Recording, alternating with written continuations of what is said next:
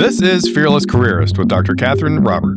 In this episode, Catherine speaks with architect and thought leader Dr. Helia Taheri about her work as the Research and Insights Lead for Human-Centric Architecture at Arcadis. When I moved to the topic of human-building interaction, I moved to this topic because I wanted to know what is the impact of people on buildings. So it was a one-way impact in my head. When I was finishing my PhD, I saw the full picture that yes, people have impact on buildings, but buildings have impact on people as well. And I think that loop, when I closed this loop, I realized that there are other things that are important for people that we don't know. Here's Catherine Robert. Where are you listening to this podcast today? Are you in an office building? Are you hot or cold in that building? Thermal comfort is one of many topics included within human-centered architecture research. More than the everlasting fight over the thermostat, our indoor air quality is also a big part of this work. For example, you may remember how researchers during the COVID pandemic demonstrated how air quality plays a role in virus transmission. Today's guest, Dr. Helia Taheri, wants us to know that buildings shape our connections, health, stress, and behavior in quiet but powerful ways, and that we can make different choices about the environments we design, work, and live in. Dr. Taheri pursued this research across the globe and is now a thought leader in connecting our built environment to people and behavior. Welcome, Helia. Thank you so much, Catherine. Very, very happy to be here. And thank you for this great introduction. Absolutely. It's lovely. It included a quote from you, so by all means, please feel free. Thank you. Thank you so much. Happy to be here. Thank you. We'll start at the top of your career. You studied architectural engineering for your bachelor's degree in Tehran. What led to your early plan to be an architect? I'm going to zoom out a little bit because that shows you the whole path for me to become an architect. 2 or 3 years ago, I was asking my mom, do you have any memory of me to become that want to become an architect? She told me that when I was a kid, maybe 5 years old, I was drawing buildings. I was drawing an apartment kind of things. Not a home that usually kids draw. When I grew up, she told me that I want to be an architect. I don't remember that, but so I come from an artist family. My dad is a photographer, and my mom as well. So I lived in this artist environment. That art was always very powerful and very important in our growing. Education was another thing, which is usually happening in Iranian families. They really value education and empathy and the community aspect of things. So that was the art part of my brain.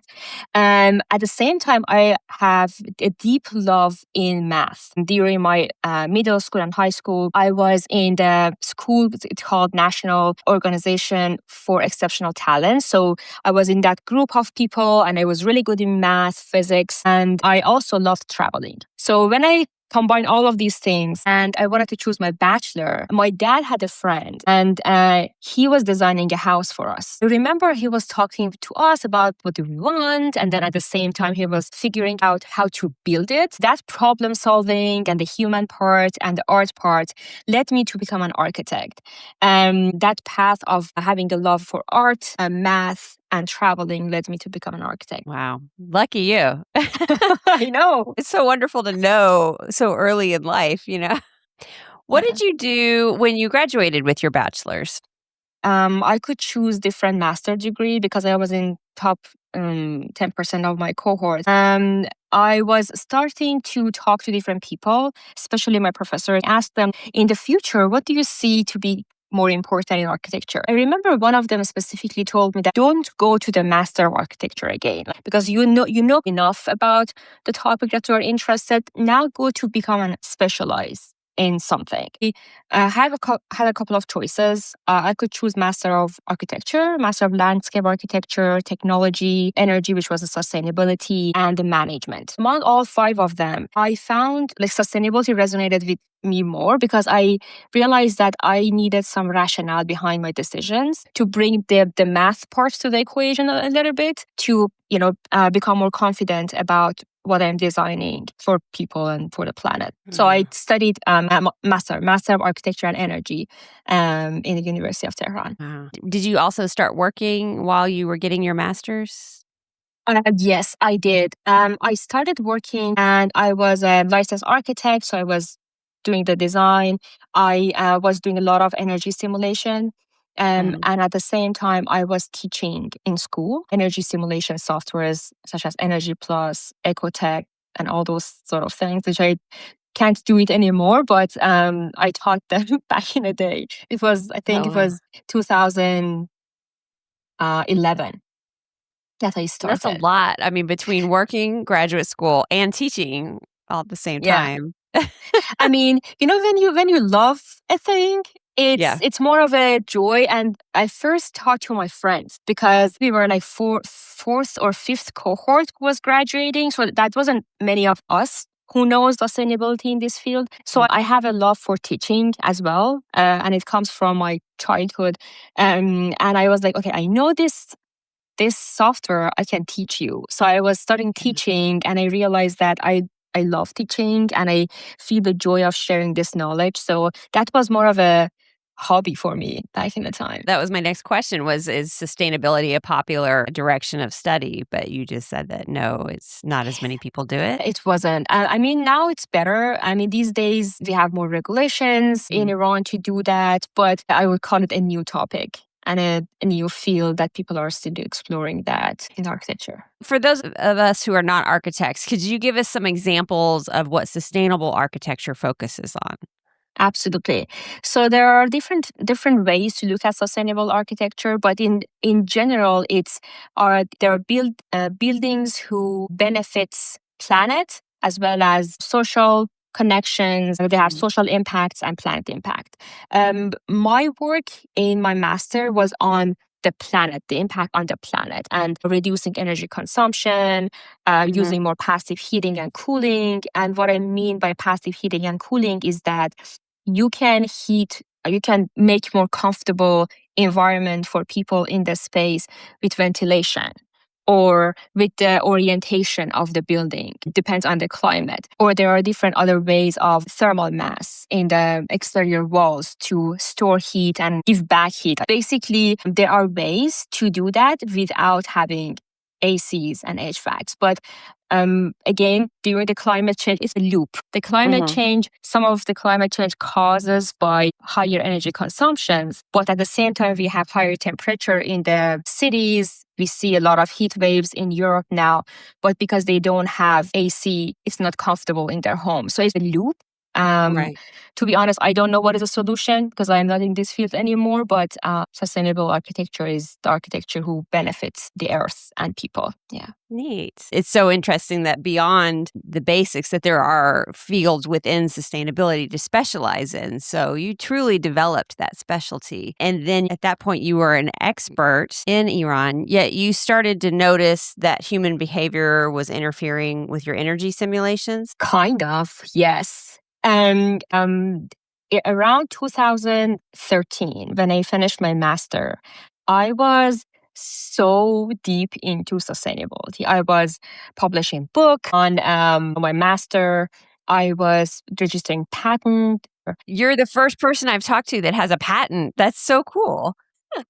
Because I really believed in that. So yeah, you're the first guest I've interviewed that has a patent. Tell me about your innovation and more about the patent process. My patent was around how we can make lightweight buildings have more thermal mass so that we can reduce the energy consumption in the cold and warm and hot climates. My patent used a material called phase change material. There are different types of this material, but basically it's a material that changes phases in certain temperatures. For example, ice is a phase change material, or water is a phase change material because it goes to ice or evaporates in certain temperature. There are some phase change materials that can change the phase in the room temperature. And what they do in order to change phase, they need to release or gain a massive amount of energy.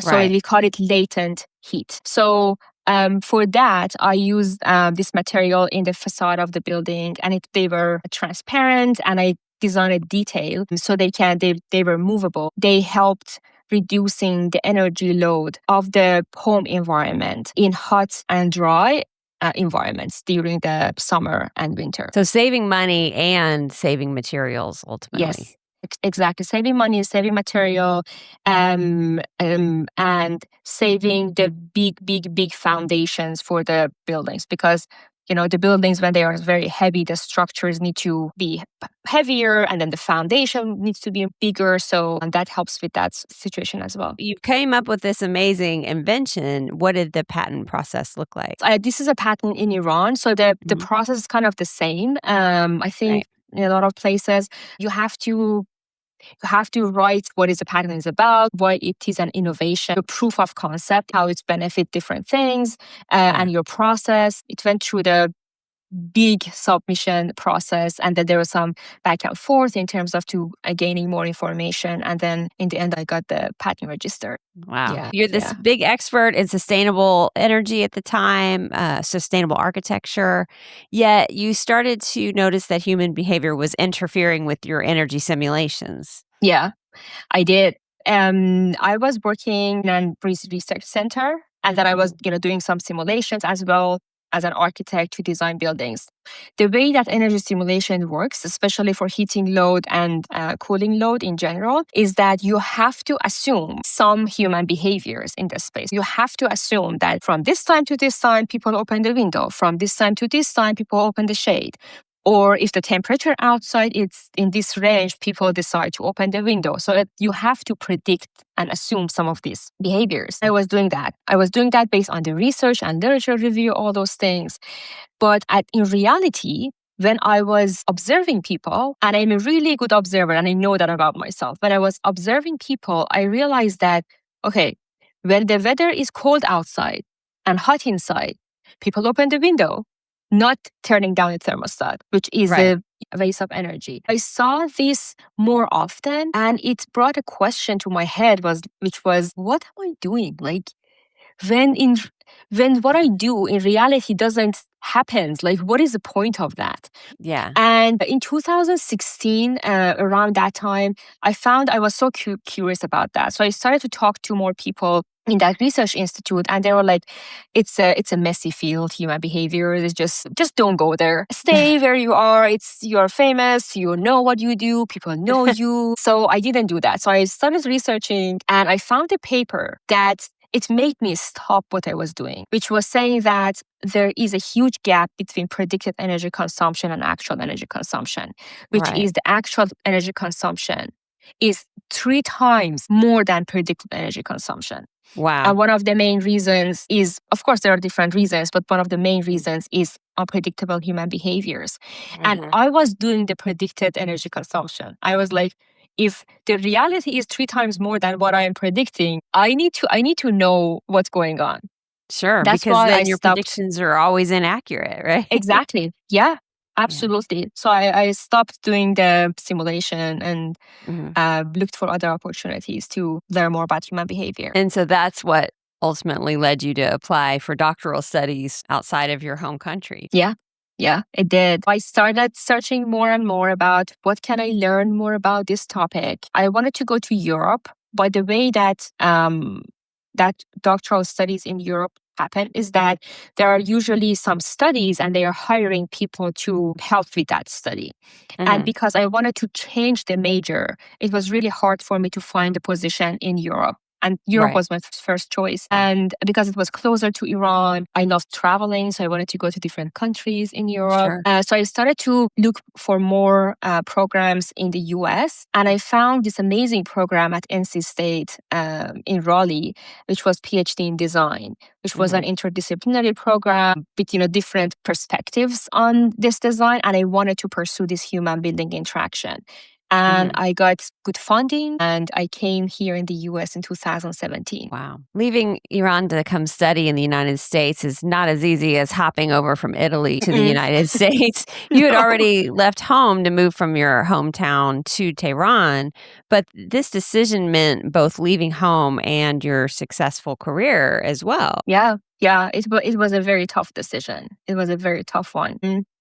I think that decision was a combination of different factors. It was a combination of the excitement of like a new field that I wanted to learn more about. And I'm happy that I changed the major because I think that is the human behavior part, and the interaction between people and behavior is the thing that I'm very, very interested in. At the same time, it was a fear of leaving the country, go far, far away. It takes a day for me to go back one way. Wow. And it's a big time zone difference. So it makes it very hard. I knew that when I come to the US, my Right. parents can't just easily fly here and visit me. Yeah. The same for me, because I could go back and forth for 2 years, and then after that, like I couldn't go back because of the visa situation. So there was a lot of like unknown and uncertainty, but there was some excitement. And there was another thing, which was my family were very supportive of that. They were like, just go, we're gonna come and see you. I think even though they knew they can't, they were like, we're gonna figure it out, just go, it's your passion. All the situations came together for me to come to the US. And of course, the fellowship that I got from NC State helped me a lot in terms of to facilitate that decision, because if I didn't get the fellowship, it was super hard to move here. Yeah, there's different factors, but it was a very tough one. I cried so much. Yeah. But I mean, people think that when we make a big change, not everyone makes big changes, and they think that when we do that we're so brave. And no, it's very difficult to do. It is difficult. Yeah. It Yeah. is difficult. And I think you mentioned that I was, moving from my hometown to Tehran. I think that move helped me to have the bigger move. If I wasn't moving from Kerman, which is my hometown, to Tehran to do my Bachelor of Architecture and Engineering alone at the age of 18 and live in a dorm with great people. My roommates were amazing, and we have connections even now after 20 years. But if that move didn't happen, I'm sure I wouldn't do the bigger leap to come from Tehran to the US. I just couldn't. Because even that small move, which was from Kerman to Tehran, and I could visit my family, very more often, that move was really hard in that age as well. It was really hard in the age of 18 to just move away from family. And it's not a very normal thing, at least when I was in high school, to do in Iran, to just move away from the family at the age of 18. Right. Yeah. I've done both in my life, where I've stayed close by, and I've also moved a few times. And it gives you opportunities that you wouldn't otherwise have. Yeah. Sometimes it's to study with a particular person or to work in a particular job that doesn't exist where you're living. So exactly. And also to see yourself from different angle. I think that's moving to Tehran did that to me, because when I was in Kerman, of course, I was with my family, living with them. We usually go out and, explore the city. And most of the time we go to different, my aunts, uncles, all those things. When I moved to Tehran, because that was the first time that I was like independent, I think I get to know myself more than when I was in Kerman, because I could go out, I could go to the streets and walk around and see museums, all those things with my friends. And I think that kind of changed my perspective toward me. And then from Tehran to the US, that was a bigger change for me, because that was the change of the whole culture, the whole environment, to see the world from different angle, to see myself from different angle. And I think with all the difficulty that it had, I think it was worth it, because I could see myself from different angles and then choose to be a Helia that I wanted to be. Wow. You had a fellowship at NC State. You had mentioned to me before that you worked with some really great people there. You met some good mentors. Yes. Oh my God. Yeah. The first one that I want to mention is Dr. Tracy Rose Ryder. She is one of my favorite people in the whole world. She was my supervisor at NC State, and now she's my friend. She opened a lot of doors for me that they didn't open otherwise. And I mean, I defended during COVID, and my dissertation was in K-12 schools. It was really, really, really tough. I mean, we didn't have any samples.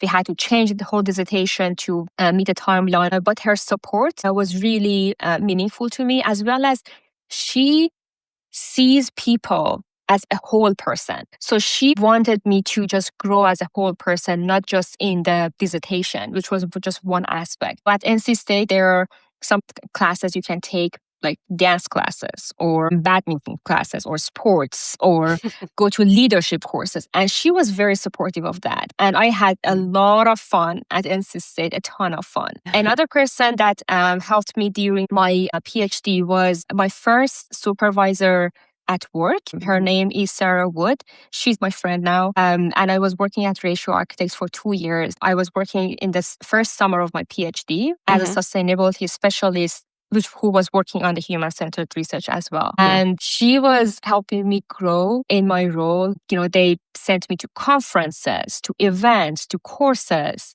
Even I was co-leading a research with another colleague we bought some sensors, do all those measurement things in the office that you don't usually get to do it in your internship, but I was very lucky to have her as my supervisor. You probably had at least a small leg up on some of your peers since you had already worked successfully as an architect and had already been adventurous in your studies prior to that, right? Yeah, exactly.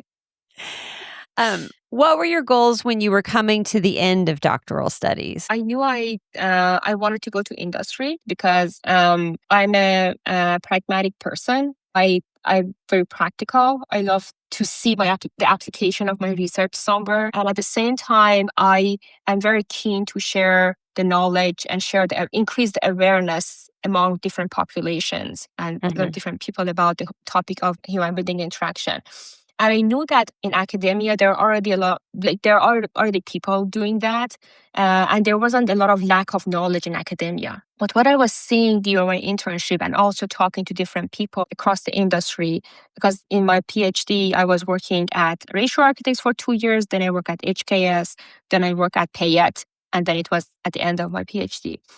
Working in these 3 companies, I realized that there is a gap between academia and industry. I knew it exists, but I think having one leg in academia, one leg in industry, you see the gap more often. And so I knew I wanted to go to industry. And when you say gap, you mean a gap between what we know and what we practice? Yes. What we know, what we practice, and also the kind of the knowledge gap. Because in academia in general and by nature, the processes is much slower because we want to go deep. In industry, it's much faster because you want to meet the timeline and you want to meet the deadline. And I saw the gap between the transferring knowledge between academia and industry because people in industry don't have enough time to read the long peer-reviewed papers. And there are a lot of amazing peer-reviewed papers out there that are missing to be applied in real life. So I saw this gap and I found myself enjoying to fill the gap. Right. So wanting to go into practice, you're in a unique field. What does the job search look like in such a unique industry? Well, it's very tough, I would say. It's a tough industry to find a position that has like the research, the human building interaction, all those things.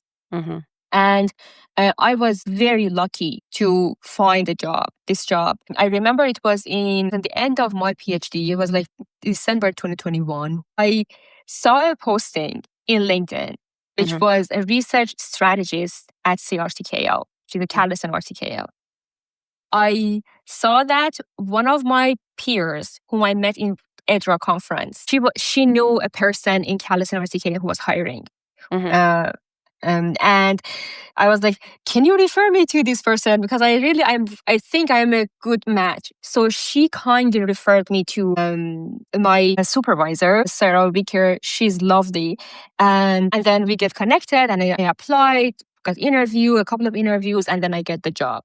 And I couldn't be happier because sometimes, yes, the work matters a lot, but sometimes the people you're working with matters as much as the work, even more than that. Because the people who you're working with can help you grow or they can prevent you to grow. And I was so lucky to be in the position and in a team which was led by Sarah Wicker to help me grow and to be a person that I wanted to be in the career. So, but it's a very tough job market, to be honest. And there's not a lot of benchmarks in terms of how does the job posting should look like, what you can search, what is the titles that you can search.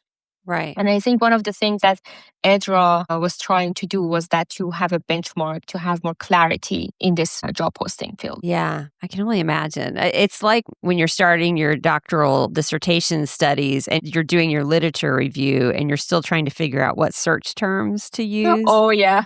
It's like that. And you can't quite figure out what the right word is, right? But then when you Absolutely. find it, all of a sudden it's like, oh, what a relief. I finally found the right word. Exactly. And Absolutely. so you're now in the role of research and insight lead at Arcadis. Yes. It is a major international architecture firm. How is the work different from your previous work as an architect? That's a great question. I think it's different in many aspects. One is that as a research and insight lead, and I'm sitting in an experience design team within an architecture and urbanism part of Arcadis, because Arcadis is like 36,000 employees across the globe.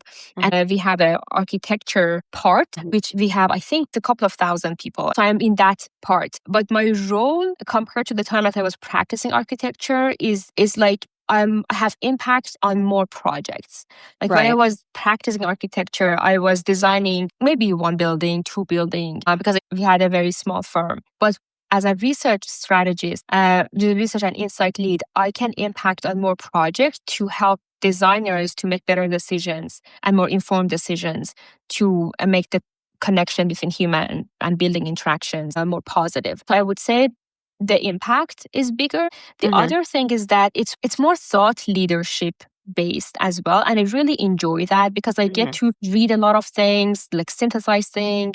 And I'm a natural connector. I call Mhm. myself a hummingbird, connecting between different fields. I found it encouraging and motivating to just start learning new topics and start talking about these topics to other people and see they are excited and they were like, oh my God, this is a really cool topic because it makes sense for architects because that is one of their struggles. So Right. yeah, I think that knowledge and the impact, I would say I see the difference between practice in architecture and now in my role as a research and insight lead. Yeah. You've talked about how your practice has changed when moving from sustainability in your earlier work and then now into the human centric research. You said that you used to see a straight line from the research to the advice you gave to architects, but now you're more cautious in your Mhm. advice. Tell me I more do. about that. I am. I remember I saw a quote somewhere that when you know more, you realize that you don't know all the things. So I think that's the cautious thing come to the play. And when I was practicing architecture and sustainability, that it was more objective. It was more like, okay, this is the energy consumption, this is the material, this is the comparison between the material. So use this material. Or Mhm. have this building orientation, have this dimension for the window. It was more of a straight line. Right. But when I moved to the topic of human building interaction, I moved to this topic because I wanted to know what is the impact of people on buildings. So it was a one-way impact in my head. Right. When I was finishing my PhD, I saw the full picture that yes, people have impact on buildings, but building have impact on people as well. And I think that loop, when I close this loop, I realized that there are other things that are important for people that we don't know in the design process. And as I was learning more about the mixed methods research, how we are, Mhm. bringing subjective and objective, quantitative and qualitative into the equation to paint the whole picture of the situation. And that's why I think I don't see that straight line anymore. Now I see a system that we need to figure out the system as a systems thinking approaches and as an ecosystem to make sure that we know enough about the topic before making the decision, not just biasing over one method to the other. So I think that was the straight line. And in my head now, it's more of a system that I try to figure out the connections. Yeah. I Yeah, like that. It's, thinking through our process more completely and how we're designing and how we're placing people in buildings. absolutely. And also be open to just listen. Be open Yeah. to learn more about different topics. Be open to learn about the opposite perspectives that we have. And maybe there is something there as well. So I think that systems thinking approach really helped me to have a bigger picture and a fuller picture about a certain interaction, in this case, a human and building interaction, and understanding from different perspectives. Yeah. Do you still get to teach? You mentioned that you love to teach. Yes, I do. I love teaching, and I'm still teaching as a guest lecturer in different universities. I was invited to be a guest lecturer in multiple universities, such as Carnegie Mellon University, University of Southern California, Portland State, Mississippi State University, and others. And what I do love about teaching is that I remember that I was a student, how much it meant to me when a person comes and taught us something, especially as a guest lecturer, because they helped me to see the world from different perspectives. So that's what I do in my guest lecture opportunities to help people have this awareness about people and places interactions. And also, I still try new things. So I try to bring these two perspectives to my lectures to help people to navigate through this uncertain world. That's probably also helping you develop your speaking practice as you've been increasing your platform of thought leadership in the field. How do you envision your career and research agenda for the future? I think what I'm envisioning myself to do, and I'm doing that currently as well, is bringing more awareness among people and places interaction among general public. But what I see these days is that we are keep talking, and that's very, very valuable. We are keep talking to the same group of people about these topics, like about people and building interaction for a long time. Like there is certain population that we are talking to each other. And I think it's the time that we need to expand this to the general public, to have it more of a bottom-up approach, to have some demand from general public that we don't want to have this building. This is not helpful for my life. It's negatively impact on this and this and this. Yeah. And they crave better buildings. They demand better buildings. And I think when we have the bottom up, which is having the awareness among general public, give them agency about their own life and their interaction with buildings. And at the same time, we have the top down, which is changing the policies or regulations or increase awareness about among architects and researchers about these topics, then we will see the change. But if we keep talking to the same group of people over and over, the change won't happen because there is still a gap between general public and people who are designing buildings. So that's what I'm envisioning my contribution would be, to translate these topics in an easy to understand language and just share it with the general public, as well as make people curious and question things and help them to have some language to express their feelings in the space, so that they say, oh yeah, I feel some sort of fatigue. Maybe I need to have this and this and this before I figure out what is my fatigue looks like to go to the doctor, let's say. And it's not always the fatigue. It depends on the built environment, but I'm just saying bring more curiosity and awareness among people to ask questions, just question things. Why this should be this way. Yeah. So that's my vision. I think it's working. I mean, I met you at the Innovation Conference where you definitely taught me a lot about your work and the value of thinking through those topics regarding building design. And probably through your LinkedIn is where I heard about the Texas Brain Economy Summit, where I got to meet more people. But it really just helped enhance the conversation regarding all things brain economy, which is a huge collaboration of professionals and so much fun to talk about. Yeah. It is. And I think that's the beauty of that, Catherine. Right. That's the beauty of that I think brain economy and this brain health topics, it just brings more multidisciplinary conversations together as just massage things to see how it works for the bigger population. And that is a field that I'm super, super excited about it. And I want to shout out to a couple of people in this field who are doing a lot of amazing things. Dr. Harris Fire, Powell, Cleo Valentine, and many, many more. There's a lot of excitement in this field and there's a lot of knowledge sharing in this field, which I'm super happy that I'm being a part of these people who I admire so much. Yeah. And it's bringing together that interdisciplinary group is what you need for designing policy. It's exciting to me as well.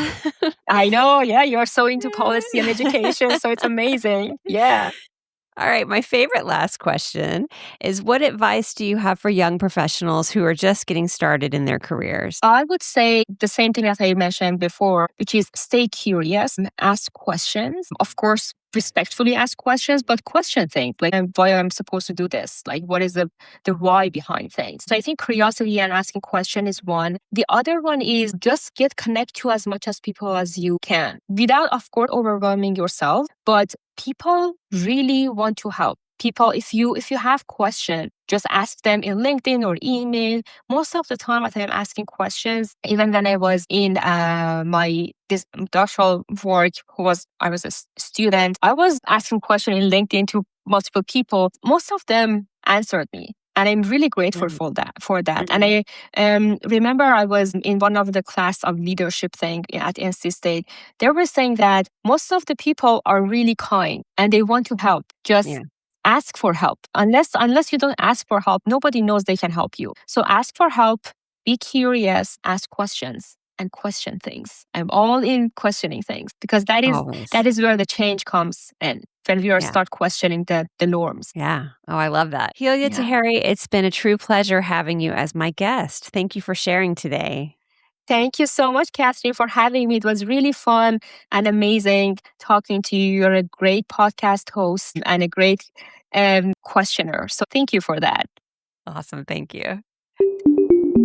To learn more about Dr. Helia Taheri's work in human-centric architecture research, see the link in our show notes. I'm so excited you're here.